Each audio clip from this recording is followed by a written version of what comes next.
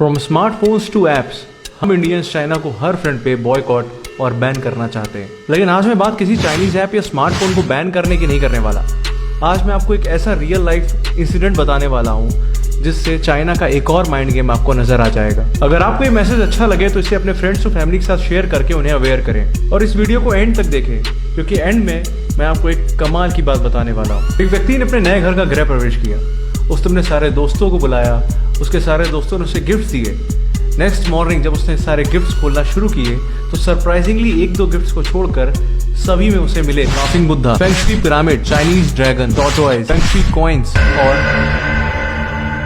हाथ हिलाती हुई बिल्ली। साथ में मिले डिस्क्रिप्शन में इन गिफ्ट्स के यूसेस और इनके रखने के सही डायरेक्शन के बारे में लिखा हुआ था। Laughing Buddha for money and happiness, पानी में डूबा हुआ कछुआ कर से मुक्ति, चाइनीज ड्रैगन रोगों से मुक्ति, feng shui coins for good luck. अब बात आती है चाइना के माइंड गेम की।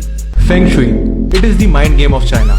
चाइना इंटरनेट पर प्रेजेंट हजारों websites, TV, newspaper, social media, magazines के थ्रू स्ट्रॉन्ग मार्केटिंग करके फेंग शुई का जाल पूरे ग्लोब में हर कंट्री में फैला चुका है। China uses feng shui for initial trespassing in market. किसी भी कंट्री की मार्केट में चाइना पहले फेंग शुई के थ्रू एंट्री करता है। 20,000 करोड़ रुपीस के एक्सपोर्ट के साथ चाइना इंडिया के 75% मार्केट को कवर कर चुका है। From small shops to big malls, हर जगह आपको ये चाइनीज प्रोडक्ट भर भर के मिलेंगे।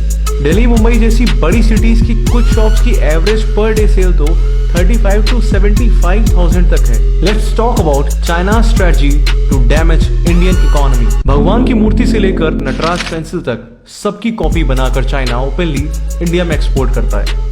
पॉलिस्टर रेजिन जैसे नॉन एनवायरमेंट फ्रेंडली एलिमेंट से बने गणेश लक्ष्मी को चाइना इंडिया में बेचकर सिर्फ दिवाली के दिन ही 400 करोड़ रुपए कमा लेता है।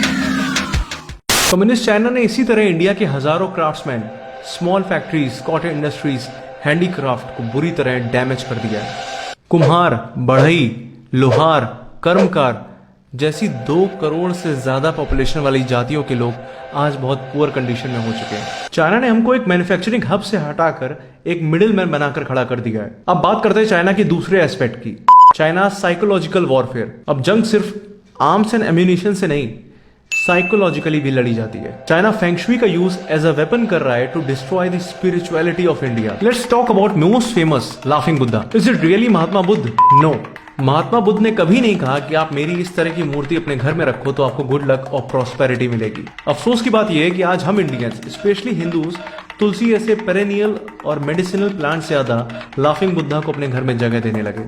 फेंग शुई की दुनिया के एक और फेमस मॉडल, चाइनीज गॉड्स फुक, लुक एंड साव। चाइना ने इन्हें नेम, फेम और लॉन्ग लाइफ देने वाला देवता बताकर 200 से लेकर 15,000 रुपए तक की मूर्तियां इंडिया में बेच डाली और हम इंडियंस ब्लाइंड फॉलोअर्स की तरह इनकी मूर्तियों को अपने घर, अपनी वर्क प्लेस में रखने लगे। मार्केट में ऐसे बहुत से चाइनीज फेंग शुई प्रोडक्ट्स हैं जो आपको नेम, फेम और मनी देने का यकीन दिलाते हैं। अगर ये काम करता है तो चाइना इसका यूज अपने कंट्री में क्यों नहीं करता? यदि ऐसा होता तो चाइना में हर 10 में से एक व्यक्ति गरीब ना होता। कमाल की बात यह है कि 1949 में पीपल्स रिपब्लिक ऑफ चाइना की फाउंडेशन के बाद चाइना ने फेंग शुई को as a feudalistic superstitious practice, as a social evil declare करके अपनी कंट्री में ही बैन कर दिया। फेंग शुई की प्रैक्टिस करने वालों को चाइना के रेड गार्ड्स बेरहमी से मारते भी थे। आज भी चाइना में feng shui as a consultancy business, as a practice ban है। This is China psychological warfare. अपने देश में अंधविश्वास को बैन कर दूसरे के देश में इसको बढ़ावा देना, दूसरे के देश में उसका व्यापार करना, अपनी इकोनॉमी मजबूत करना और दूसरे की स्पिरिचुअल रूट्स को पूरी तरह डैमेज करना। फेंग का मतलब होता है हवा, विंड, और शुई का मतलब होता है पानी, वाटर। फेंग शुई मीन्स हवा, पानी यानी इन्वायरमेंट। कमाल की बात यह है कि क्लासिकल फेंग शुई में इन सब चीजों का कहीं भी जिक्र नहीं है। ना ही क्लासिकल फेंग शुई कहती है कि आप इन सब ढोंग और अंधविश्वास में पड़ो। Classical feng shui is actually based on calculations and mathematical formulas, जिसका यूज आर्किटेक्चर और कंस्ट्रक्शन के लिए होता था। तो अब बात आती है कि हम इंडियंस क्या करें। मैं आपसे ये नहीं कह रहा अगर आपके पास ये सब है तो आप इसे निकाल कर घर से बाहर कर दें या इसे तोड़ डालें। Breaking is not an option, क्योंकि इसमें आप अपना पैसा लगा चुके हैं, आप इसे खरीद चुके हैं और इसको डिस्ट्रॉय करके आप चाइना का कोई भी लॉस नहीं कर रहे। Hashtag vocal for local. Let's buy made in India products. जरूरी नहीं कि देश सेवा करने के लिए आपको बॉर्डर पर ही रहना जरूरी है।